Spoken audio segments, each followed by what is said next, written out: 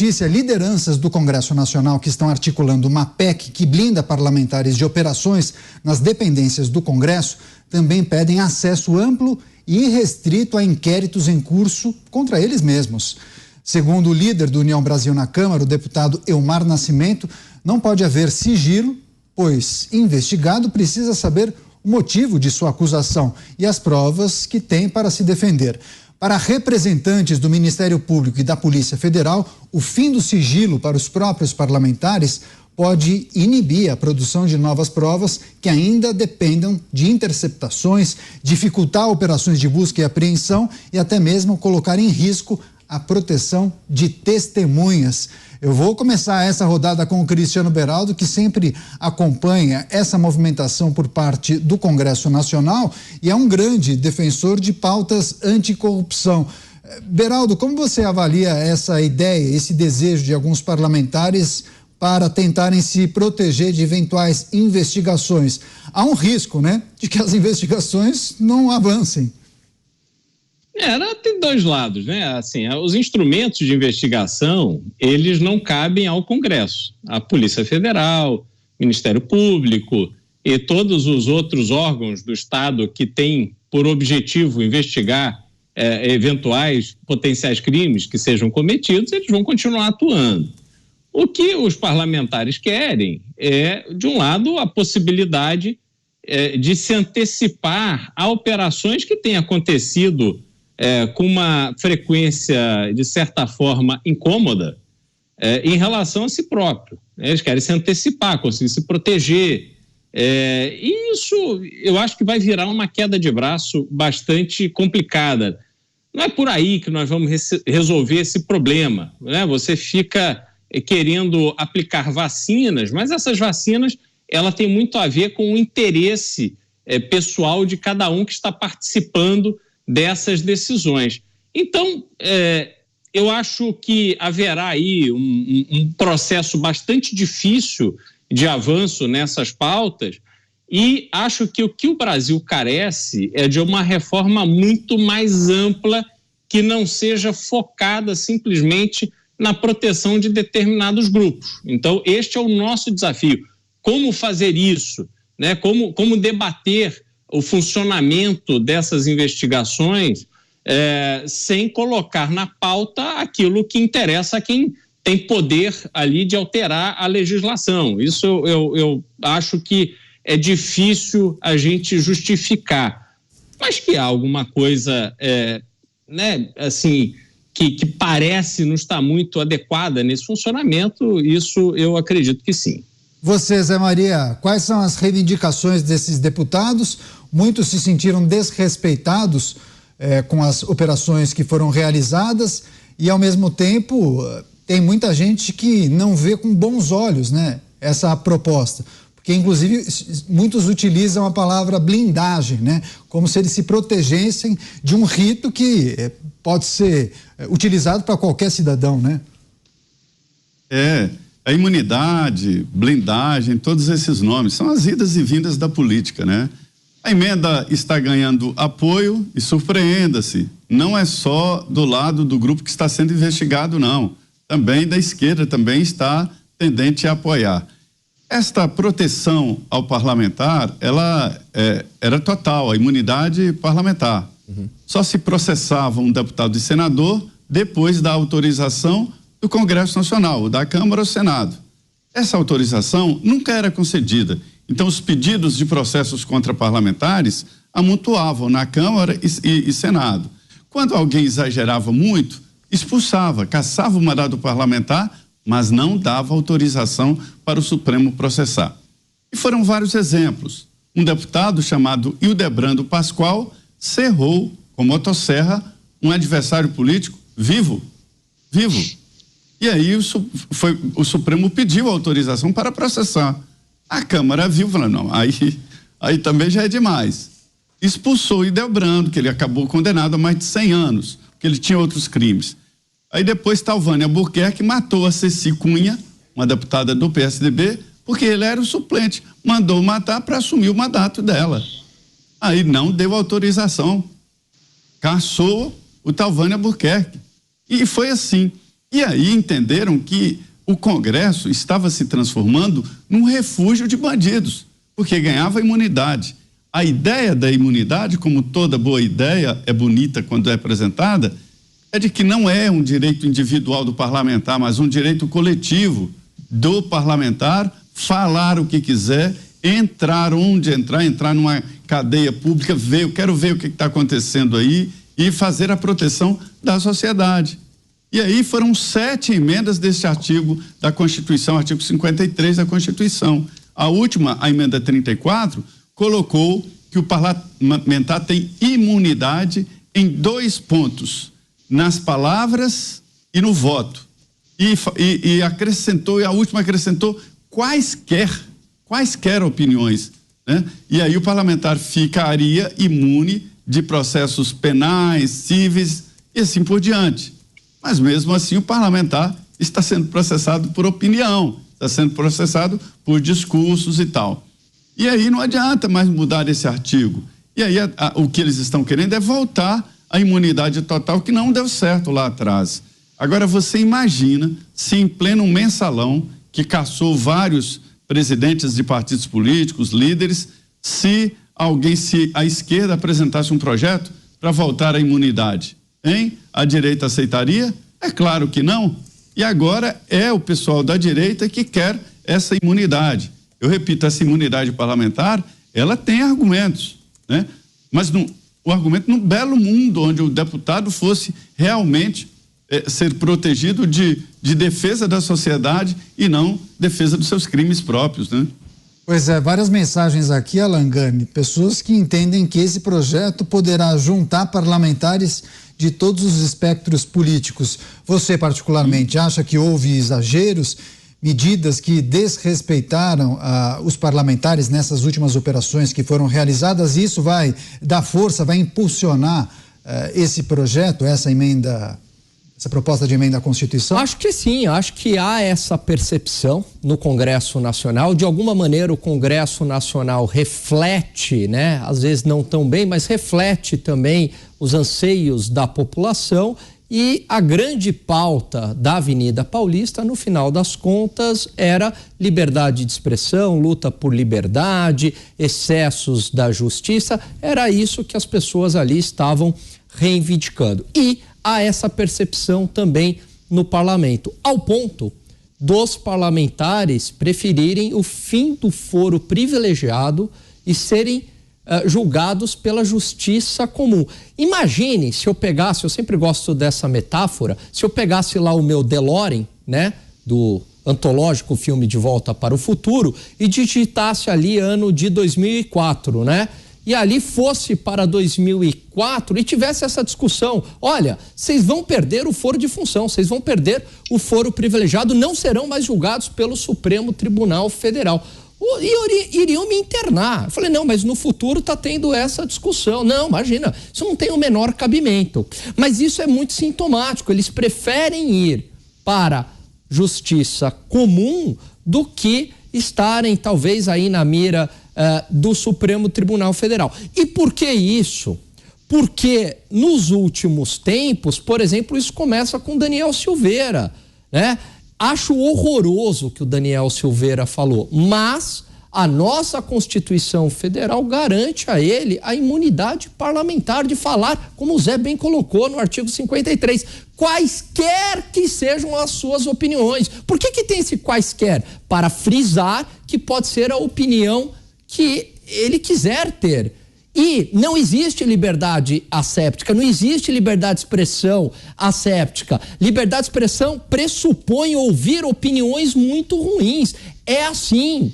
Para a liberdade poder existir, tem que ter opinião ruim, tem que ter piada ruim, tem que ter imperfeições. Senão não há liberdade. Aí a gente vai para algo muito pior. Então isso é muito sintomático, buscas e apreensões muitas vezes exageradas, como foi a do Carlos Jordi, dado o conhecimento que a gente tem até agora, porque ele fala, meu líder, pronto, uma busca e apreensão, a não ser que tenham mais informações que a gente não saiba aqui. Então há essa percepção no Congresso Nacional e é por isso que eles querem, de alguma medida, limitar isso. Há coisas boas e ruins, acho o nome blindagem ruim, né? Porque dá uma ideia de proteção, de exclusividade. O que é bom nisso daí, né?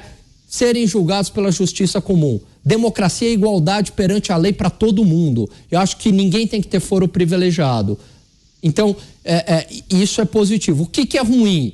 Tem que colocar uma lei, porque a Polícia Federal, para entrar no Congresso, aí tem que pedir autorização. Também não faz sentido, tem casos, né, que a gente já viu no passado de corrupção, e aí não faz sentido, eles estariam, né, tendo um benefício. Mas acho que de bom tom, a polícia avisar o presidente das casas que ocorrerá ali algum tipo de operação. Pois é, não dá para tratar dessa proposta de emenda à Constituição, que recebe até esse apelido, né, PEC da blindagem, e não falar do foro privilegiado, que não faz tanto tempo assim, né, Cristiano Beraldo, muitos defendiam a retirada dessa proteção para muitas autoridades públicas. O que você acha importante trazer também a questão que envolve o foro privilegiado, hein, Beraldo?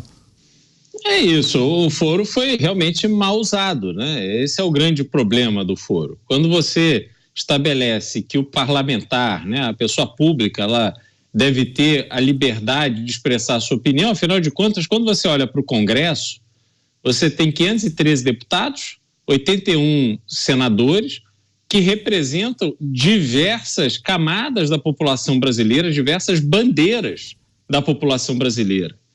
Então, eu manifestei na nossa discussão anterior a minha posição em relação ao uso de banheiros por pessoas trans. É uma posição minha. Agora, isso não tira o direito de que pessoas nessa condição tenham o seu representante que lute por aquilo que eles acreditam que é certo e que prevaleça o debate, que prevaleça o parlamento, o lugar onde você fala, onde você debate, onde você discute e a maioria decide. Isso é o mais importante. Entretanto, o Zé citou o caso do Hildebrando Pascoal, é uma atrocidade. Você não pode usar uma prerrogativa de uma pessoa pública para proteger um crime dessa natureza.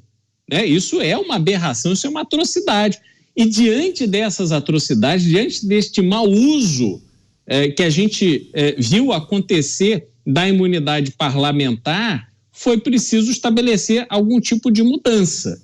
Agora, eu sou da opinião que a imunidade parlamentar ela deve existir para eventos acontecidos durante o exercício do mandato. Não importa se você está no mandato. Se foi algo que aconteceu em relação ao seu mandato e no exercício dele, então, ou seja, se alguém comete um homicídio ou faz tráfico de drogas, isso não tem absolutamente nada a ver com a imunidade parlamentar.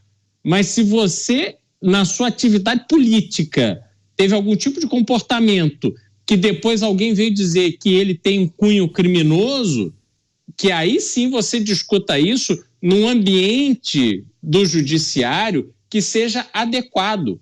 Porque senão, o que você corre o risco de ver é que atos acontecidos durante o exercício do mandato depois são julgados por juízes que eventualmente podem não ter ainda a experiência e a maturidade do exercício da sua profissão para deixar de lado a sua crença política.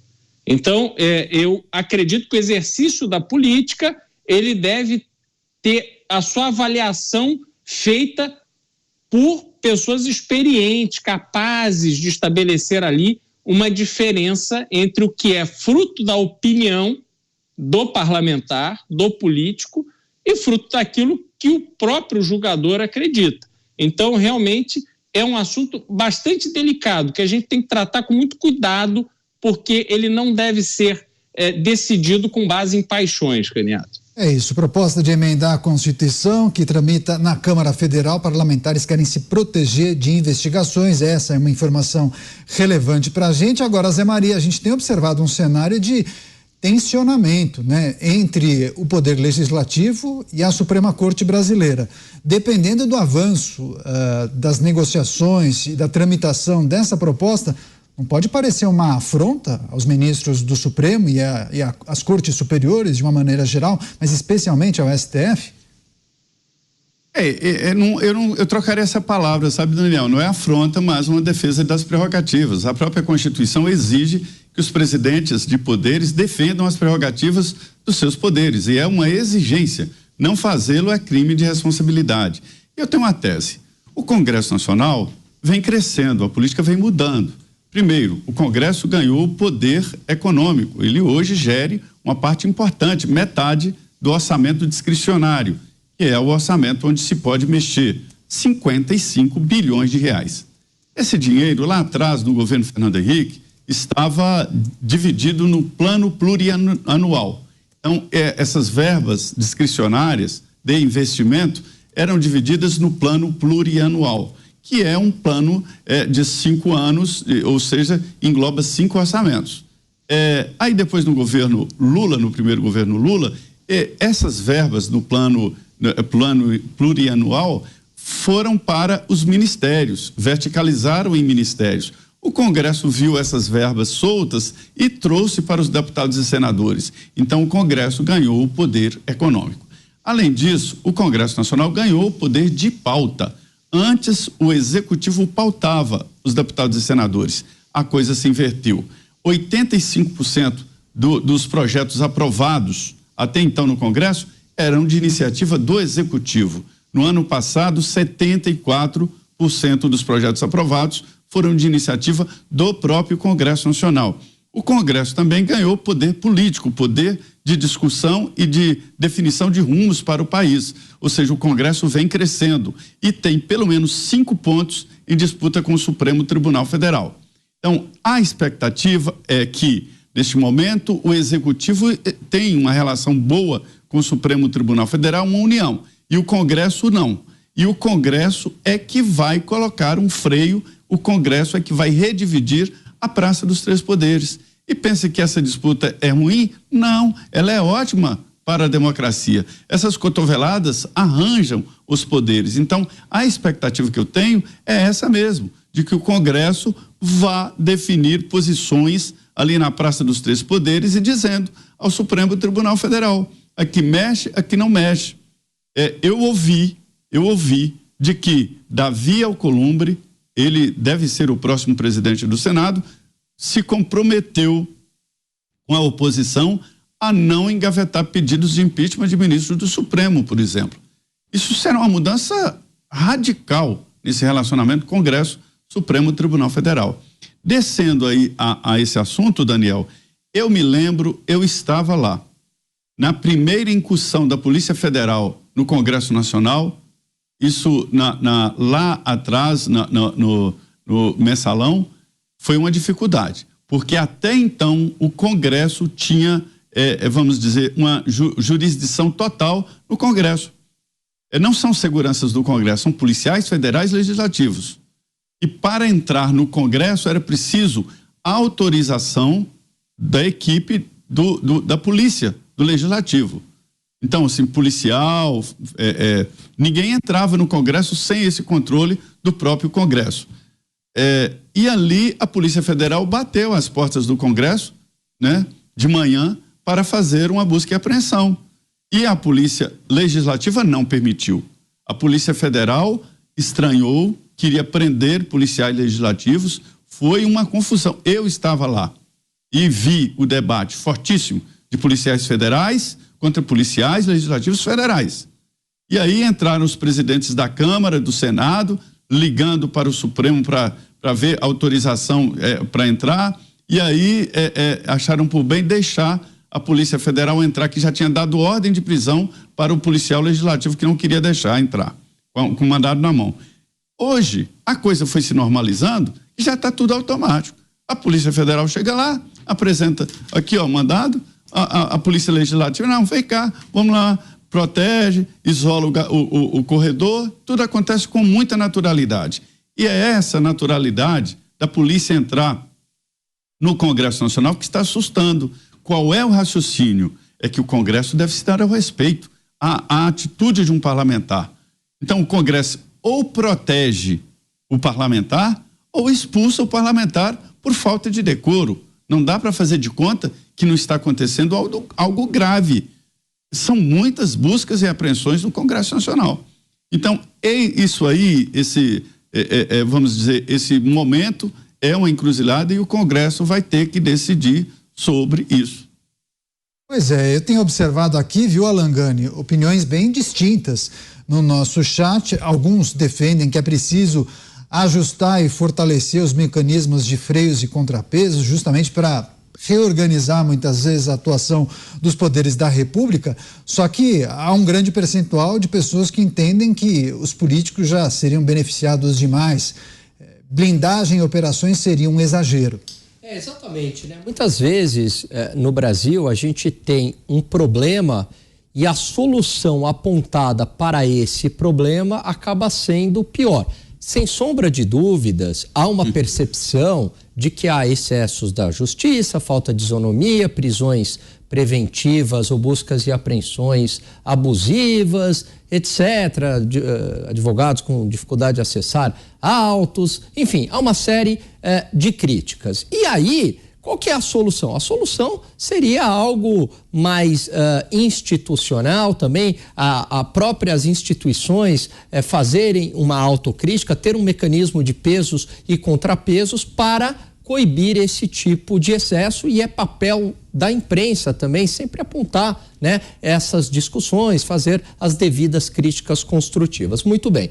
Agora, por outro lado, propõe algo que abre espaço para o oportunismo, né? E aí a gente sabe, dado o histórico de muitos políticos ligados à corrupção, tem essa percepção, né, de que também muitos políticos cometem corrupção, etc.